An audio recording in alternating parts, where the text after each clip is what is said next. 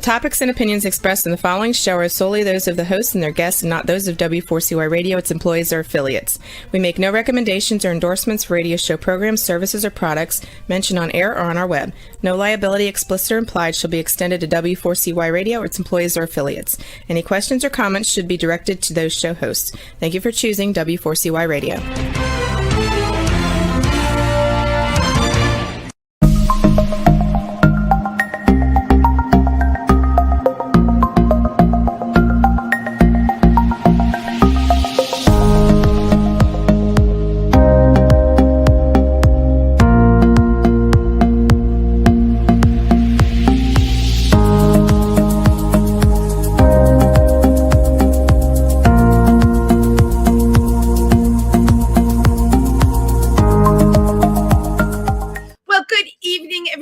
And welcome to Triversity Talk. I'm Wendy Stewart, your hostess with the mostest. I am back from a vacation.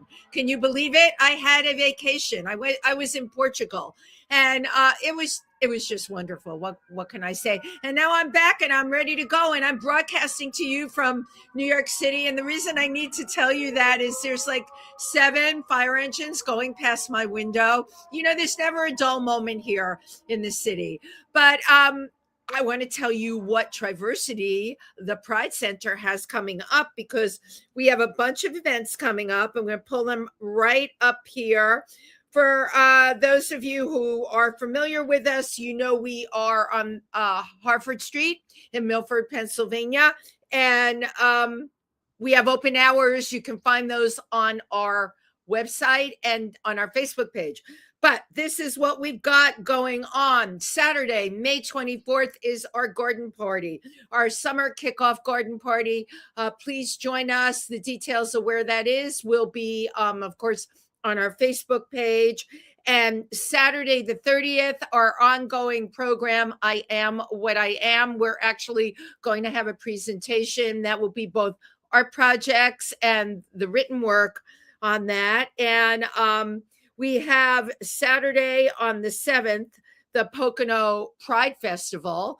All right. So that's a lot of fun if you've never been to it.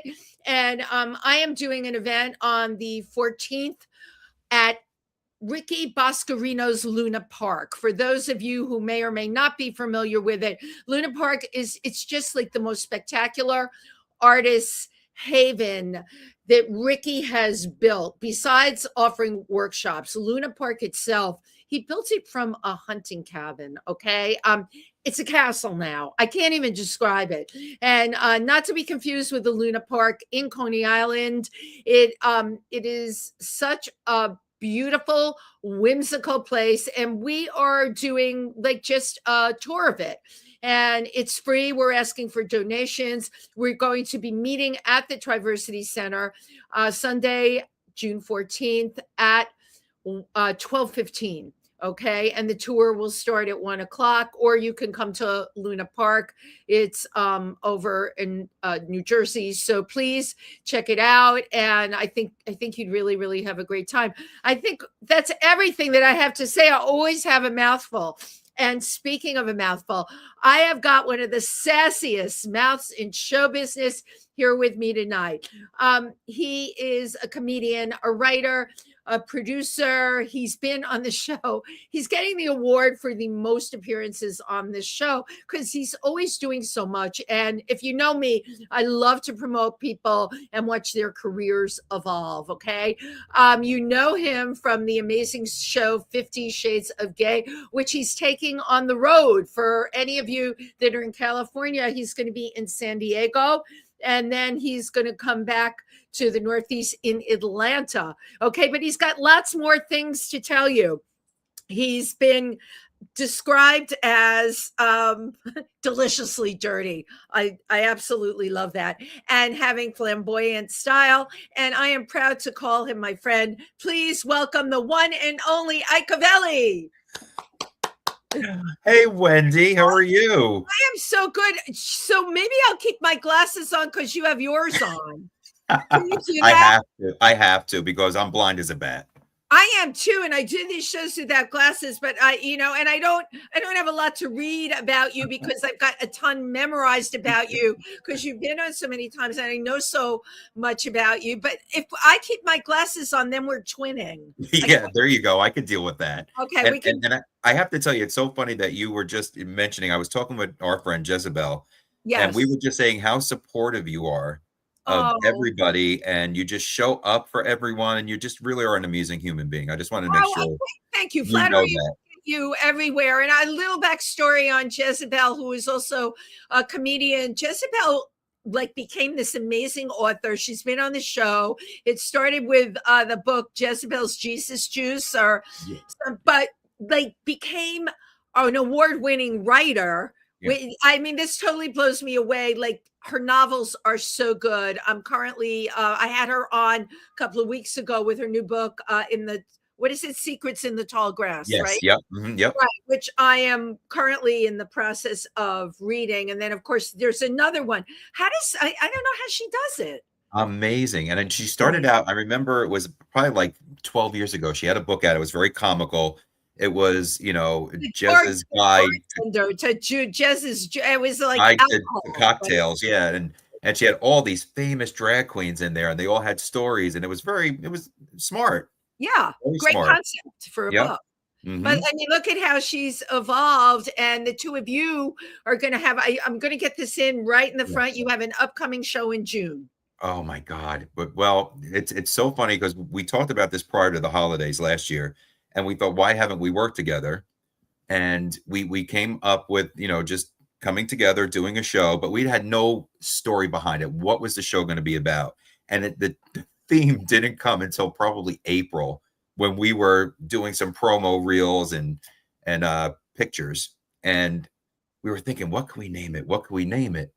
And then she was like, "Oh, she was like heated rivalry." And I thought, yeah, but it's like 50 Shades of Grey, you got to Right. have a comical twist on it. And then we came up with taking the E and putting an X over it and just saying hated rivalry. And we just go after each other. I love it. It's so great. I've been promoting it, and I'm telling everyone, get your cat scratch post out. Yeah. The fur is going to fly with this one. Yeah. So it's going to be at the Copa, and the date on that is July. It's June 20th, 8 p.m. at the Copa, and it's going to be great. 8 o'clock till I think it's like a 75-minute show, but it's going to be jam-packed. Okay, and people can get tickets, of course, on your Facebook page and on the Avelli website. Yep, any social media. It's also in my bio on Instagram too. So everything is in there. Okay, great. You got everything everywhere. So, I mean, you got a lot going on. How are you keeping it all straight? Because aren't you leaving tomorrow for San Diego? I have to be out of the house by 3 a.m. Oh, Jesus. Yep, 3 a.m. But you know what? It's so much fun when you're going to a different city and doing the show in front of people you don't even know. Right. It is. People, right. Or people who are, seen the show, heard about it, but never witnessed it live. So it's going to be a lot of fun, and hopefully they won't throw tomatoes at me because I'm allergic. Oh, come on. I was going to ask you, like, what is it like? Because when you perform in New York and even in New Jersey, everyone knows you. We look forward to your shows. You have a running audience. Of course, you always get new people. But when you're going to like San Diego or doing a cruise, even, no one knows who you are. What is that like for you? It's fun because sometimes you think, all your friends are watching your show in New Jersey or New York. They know you. They're probably going to laugh anyway, right? So when you go and you visit a different city, a different state, you're going to see some people, maybe some red, some blue, whatever. Right. Everybody's going to be it's not going to be your chosen people. All walks of life, and they're going to come out. And listen, we've never had a bad experience. We haven't. Hello there, baby. I know he needs attention. He can't stand that you and I are talking. He's coming to the show. Right. He told me he's getting tickets. But have you ever in your audiences in other places have, I don't know, clunker audiences or a person that didn't react so favorably? Well, there's nothing that was heckler-like at all, but, you have to sometimes get an audience in it. Sometimes they just show up and they're alive, and then sometimes they're dead on arrival, it's so you gotta. I call it the dead guest. You know the story with me. I was home shopping host for a show called Viewpoints at Spiegel, and with home shopping, whether people know it or not, any of the shows they can put you on at 11 o'clock at night. Or 1 in the morning. And there I was at 1 o'clock in the morning, and the guest was definitely dead. Because the guest was like not like the guest was like a shoe buyer, right? Right. This Right. hadn't been on TV before. And there we were. It's 1 o'clock in the morning. I remember the producer coming over to me and saying, not nicely, listen, you need to have more energy. And it's like, I swear I'm going to throw a shoe at her. Well, hopefully it's one of the items. Right. I know. And it wasn't a stiletto. Right. But yeah, you just never know what to expect when you're doing something brand new. But how do you warm up an audience? Like you said, you come in and they may be a little low energy, right? Yeah, well then, you try to get them picked up. So the minute I come out, if I find the reaction to be like lukewarm, I'll be like, you got to do better than that, or who knows? Like, I traveled 6 hours to get here. You better have a little more enthusiasm. So you use guilt, like Avelli. Yeah. Oh, it's the best. Right. Guilt. I know. We know that guilt works. Yeah. But I mean, you and I've worked in some. That job at the pizza parlor. Oh my God. I know that was just like that was crazy. I didn't even get a slice. I know nobody even gave us pizza. Nothing. We didn't have a stage, and they're just like it was literally a pizza parlor, and I'm like, Jesus Christ, I'm back to being 20 years old again. I know, right? It was like, and then they put the stage was right in front of the bathroom doors. That was it was like people would come in and I'm getting pushed. I'm like, Well, I know, but you know what? To your point, you got to work with them. I remember now that you're bringing that up, like, hey, sir, how did that go? Everything turned out okay. I mean, what do you think? You're right. We were right in front of the bathroom doors. Yeah, and loud people talk, but that's the worst part about like a bar or a restaurant. People are going to talk. Right. Right. They're going to talk no matter what. Now, these venues that you're going to in San Diego, it's a club. They're theaters. Theaters, great. Yep. This one's a theater. Yeah, it's called the Marie Hitchcock Theater in San Diego. Oh my God, Hitchcock! Any relation? It's going to be a thriller, that's for sure. You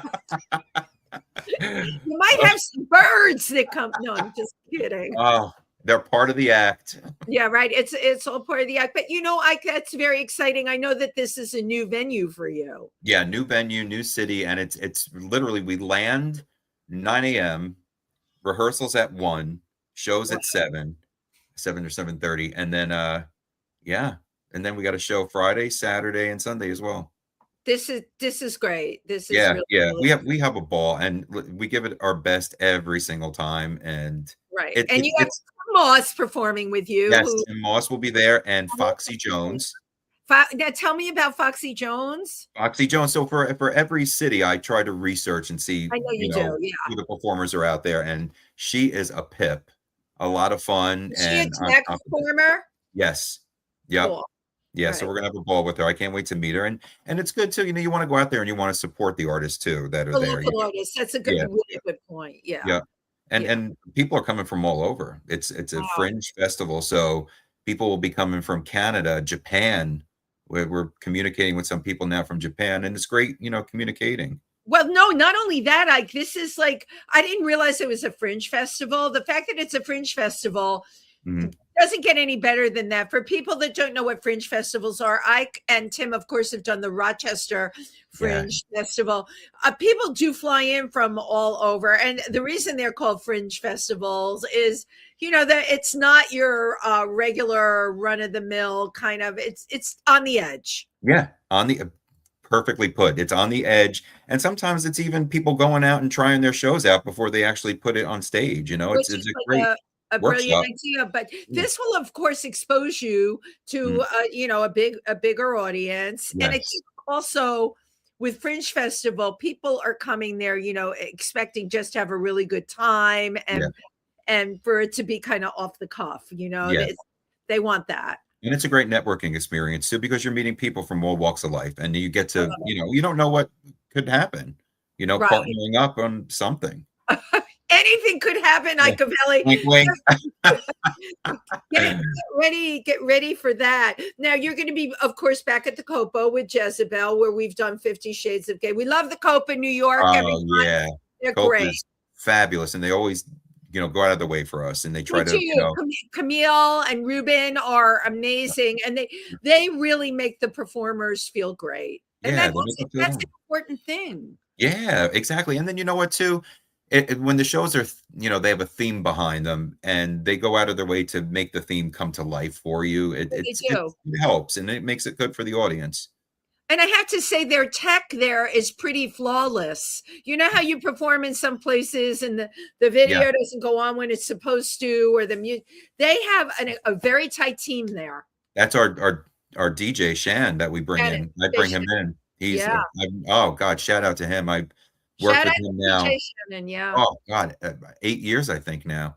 You've been working with him. I didn't realize that. We started at the Triad together, and then he just knew that show in and out.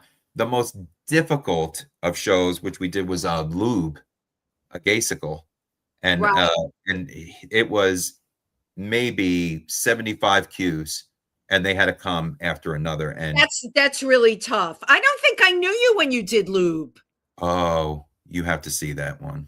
Really? Yeah, that was a good one. Wow. Yeah. Wow. Well, I know you have Uber Lube as a sponsor, so it makes sense that you would do a show called Lube. Yes, Lube. And then we also have David Off Tax Law, who sponsors the show as well. Wonderful. Yeah. Yeah. So it's great.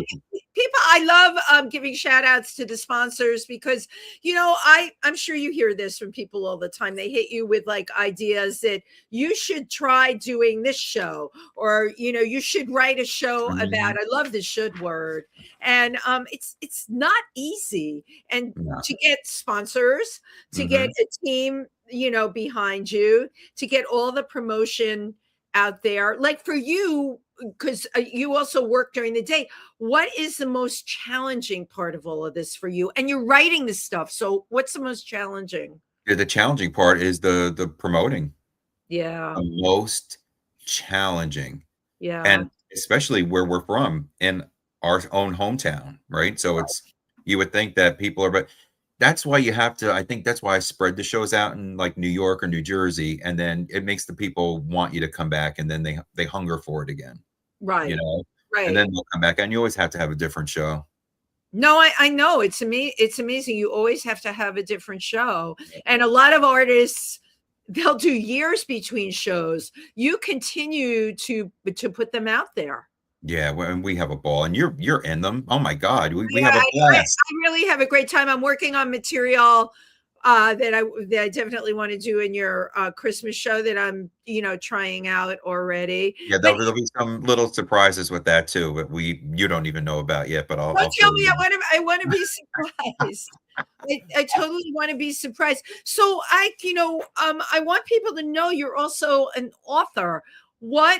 It was a year in the life of Avelli, and it ain't pretty. Did I get the title correctly? Oh my God, you hit it on the nail. What a host. I am, as opposed to being a hoe.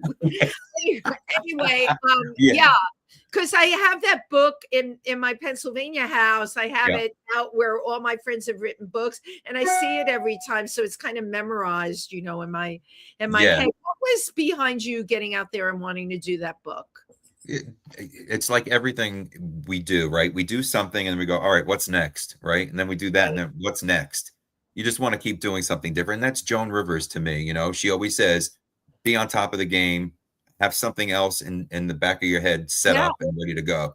So I was like, oh, I never wrote a book. And then I thought, okay, you know what? Andy Cohen had a book, a diary.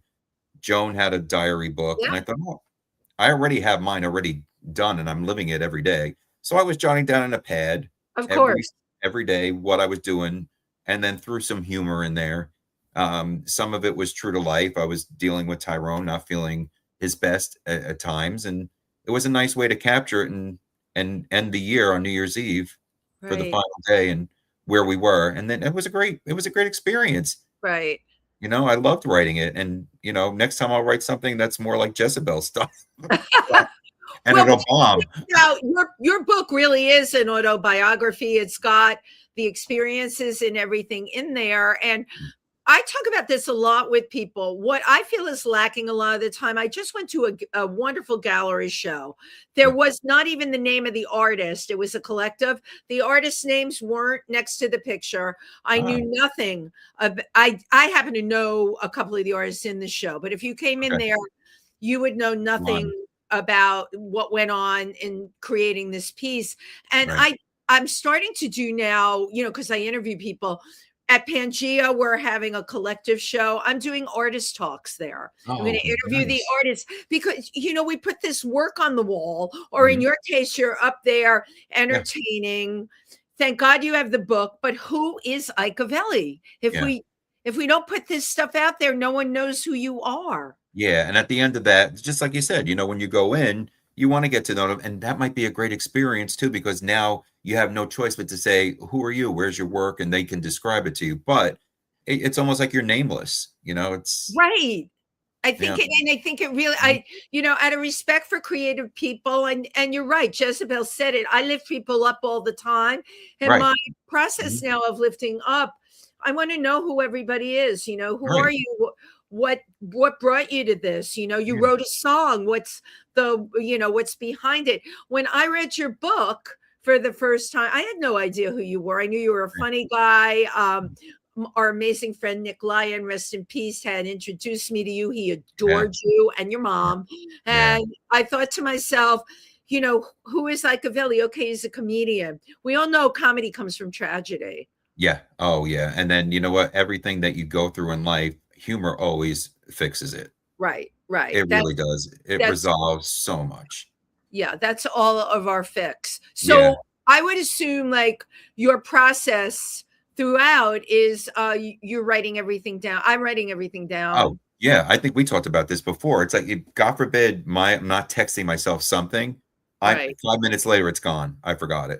Yeah, no, exactly. I'm going to show you. This is like, because I'm doing the hosting with Theater for the New City. Oh, yes. I'm going to be the MC.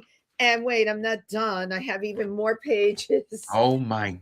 I know. Now, we all know Wendy's not going to remember all of this, but I will just pick out the things that I know, like dating and 4 things about them. Is that your process as well? Yeah. Well, when you're on stage too, you got to, for me, I map the audience out. And then sometimes you could see maybe somebody's wearing something and it just be like, that's really? The audience interactive thing. Like I'll see something and I'll be like, Jesus, it's good to see everybody still dressing as if it was the pandemic. I totally love that. Right. But yeah, your audience react. And then too, you don't know, like you said, you don't know. Sometimes you're there and they could be stiff as a board. And then it's like, oh, do I insult them? Do I not? You take a chance. But if that one person is the one that's got the stick up his ass, right, it's the rest of the people that might laugh and go, nah, maybe I should laugh a little. Right. So then you have to be able to reach the other people. Right. Yeah. If the stick up the ass person, if you can't move them, you just got to move on, right? That stick up the ass person. That's hilarious. Oh. Let's move on. See, we're really bad together. Yeah, but that's all right. We could talk about it all. Let's move on from the stick up the ass person and embrace the rest of our wonderful audience here. Just ignore that person. Yeah. Stick up the ass. Right? A stick up their ass. So you've won a number of awards, right? Yeah. I don't even remember. It's okay. I do. We all love Get Out magazine. It is the only surviving paper product, gay rag left. Thank you, Mike Todd. And thank you, of course, Eileen Shapiro, my amazing PR person, your friend, who does the interviews in there. But thank you, because we still need like a tangible piece of paper. Everything online. There's nothing. And how do you know what's happening unless you pick something up physically? Right. It's so nice to have it. And then you're getting to read the articles and the stories about the artists that maybe if they're not local, they're celebrities. It's just a great read. Well, like Eileen Shapiro just did an interview with Dionne Warwick. And Eileen's done interviews with people that are not as famous as Dion, and they're new people, and they're great interviews. But to your point exactly, if you don't have that tangible magazine, and I just got done reading the interview with Dionne Warwick, who told Eileen Shapiro she is definitely hanging up her toe shoes after this.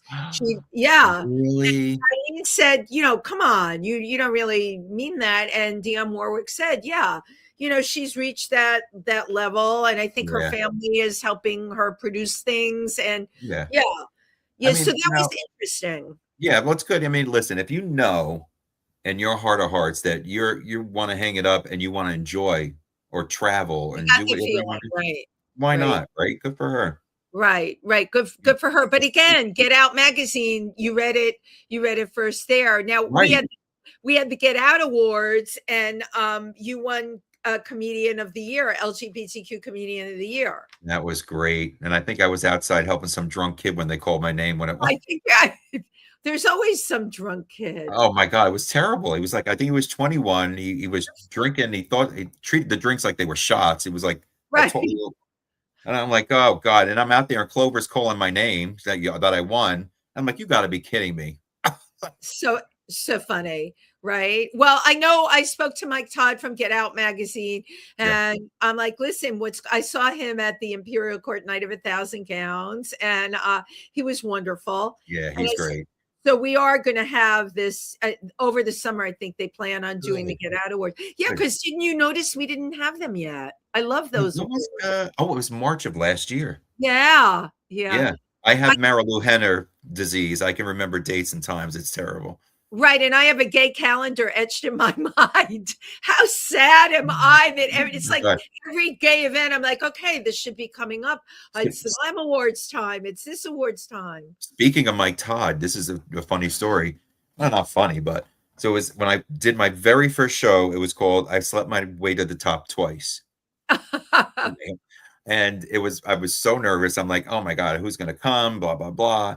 And I was just maybe a couple of years in.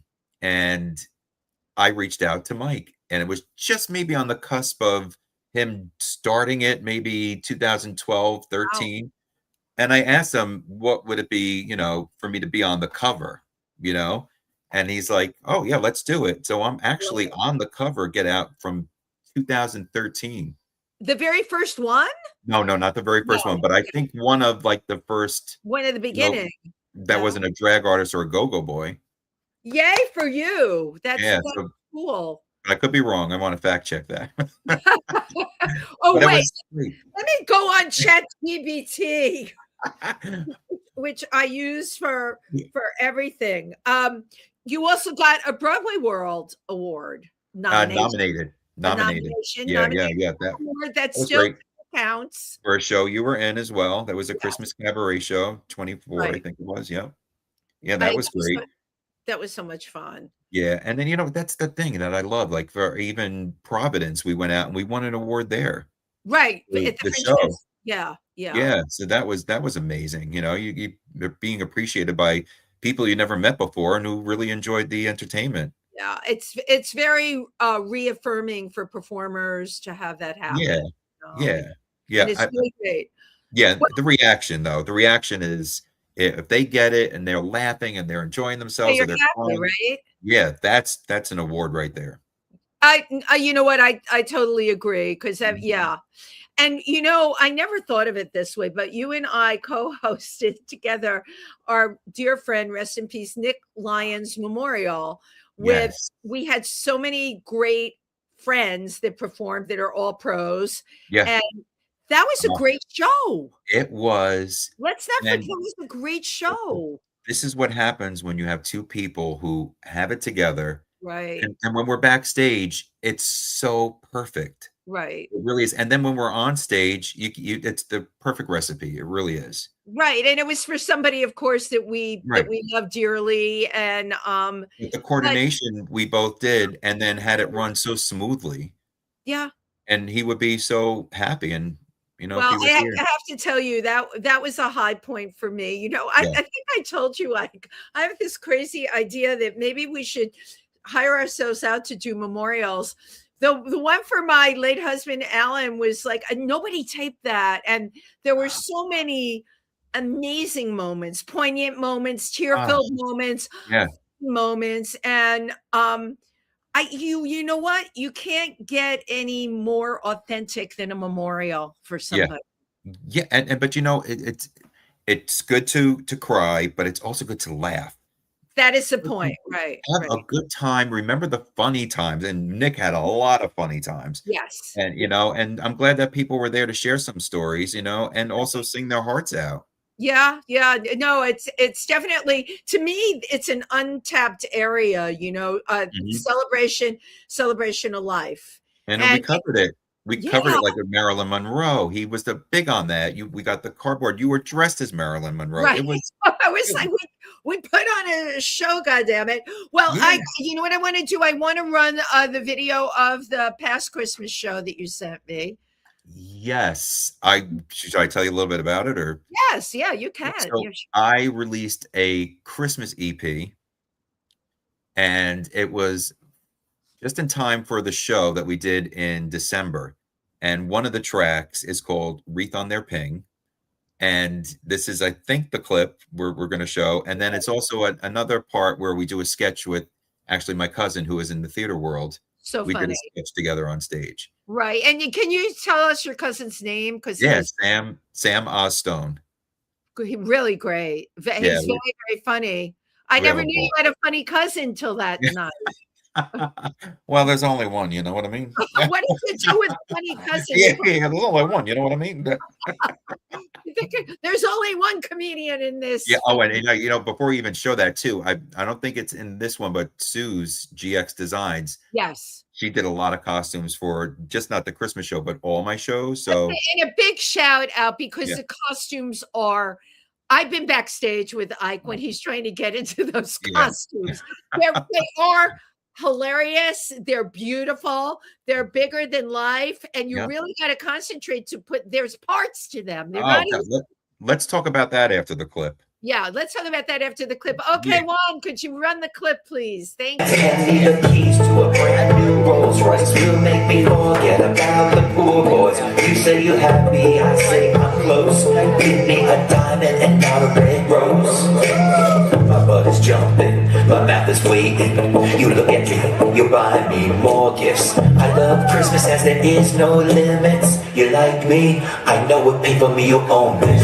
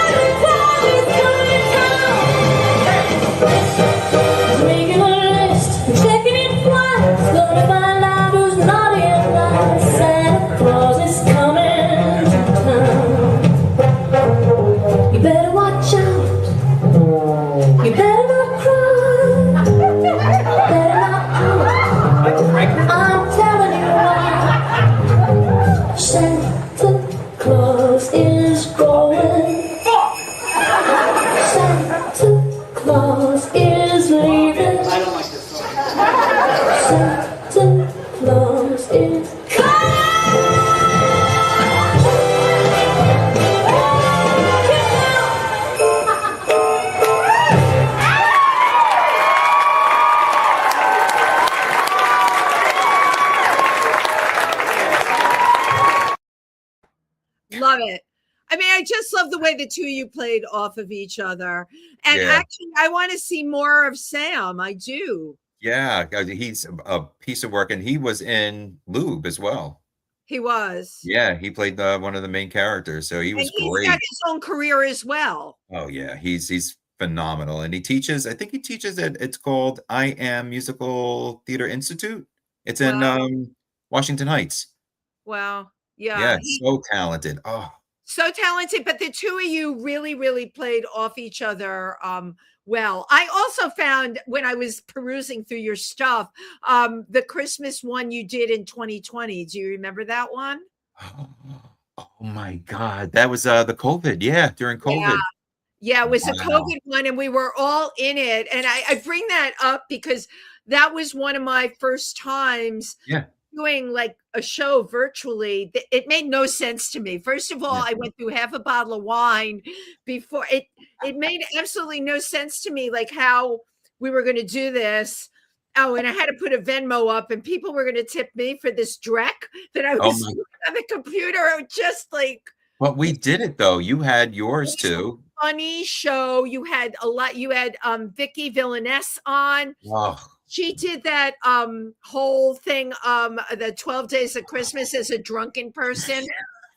It was yes. so funny. It was just Yeah, it was that was good. And then think about it, 6 years ago. That is insane. it's hard to believe that like we made it through all of that. And I bring that up because all of us are going on business as usual right now, Yeah. but it's not business as usual, Right. and now I'm going to get to the serious side of things. Yeah, It's yeah. like we've got to survive, but it's not business as usual.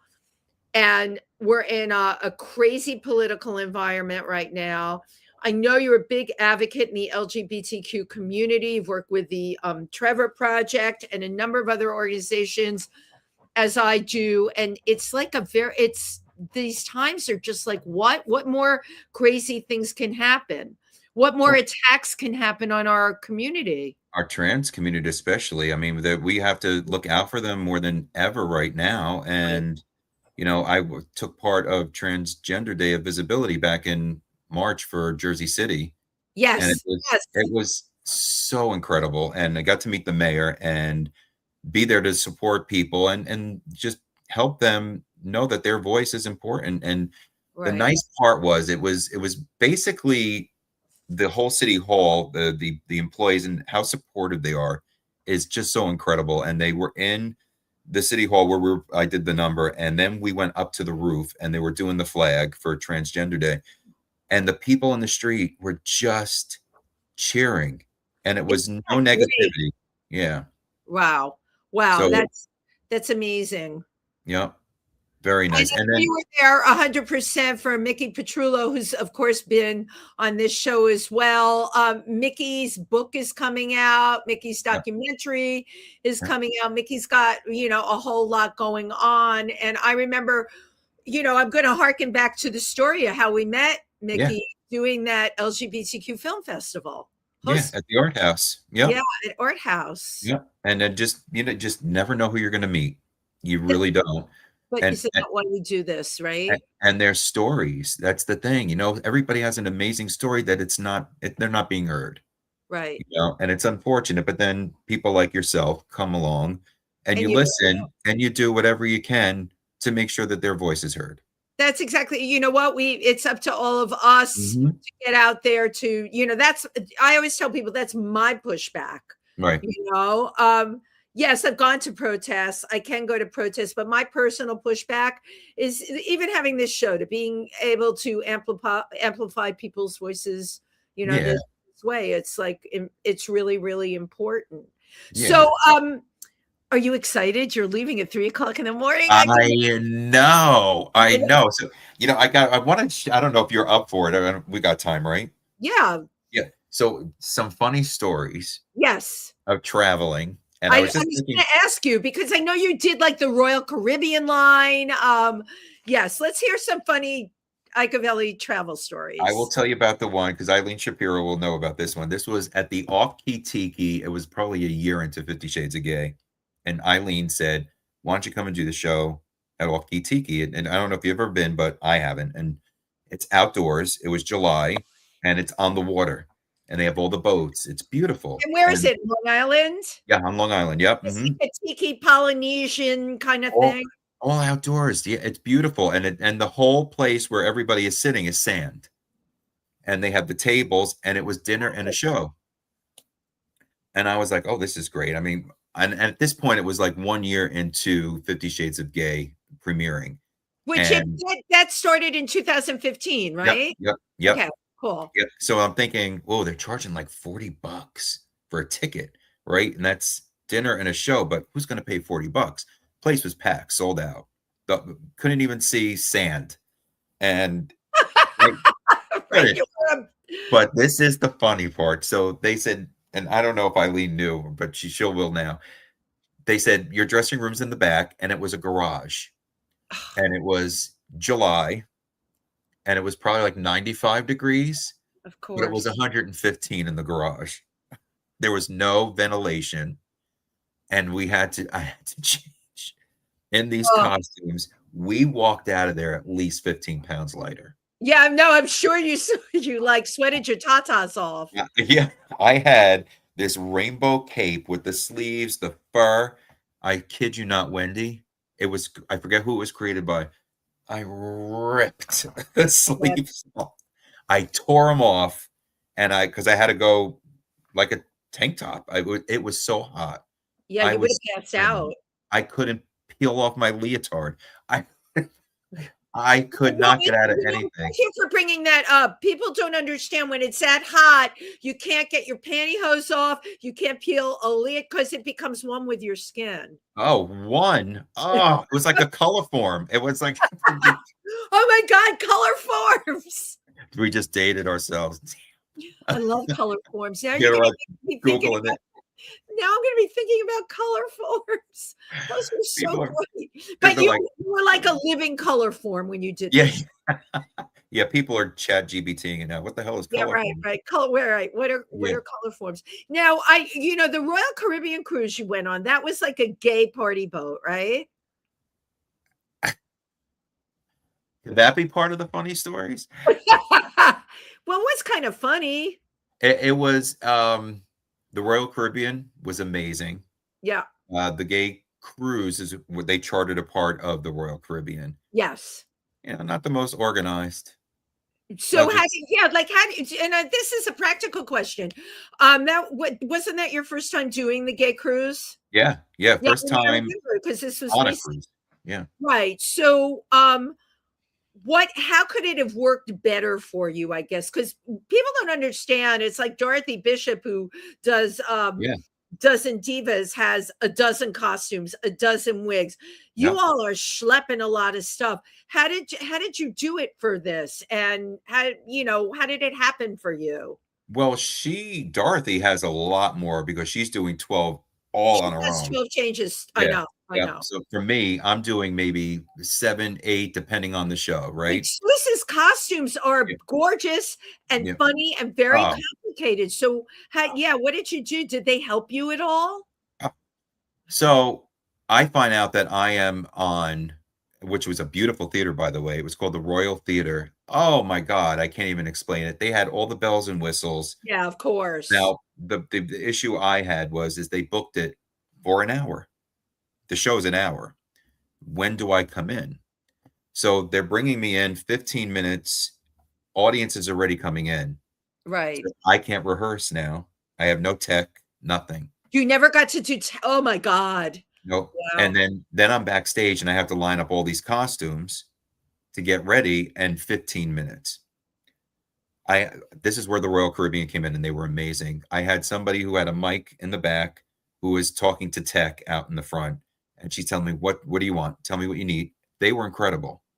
They pulled it off. Wow. Yeah, I would work with them again. So professional. Right. But because of the time and getting ready, my show was cut from an hour to 45 minutes because they only had the room booked for an hour. Right. Otherwise, they would have been charged.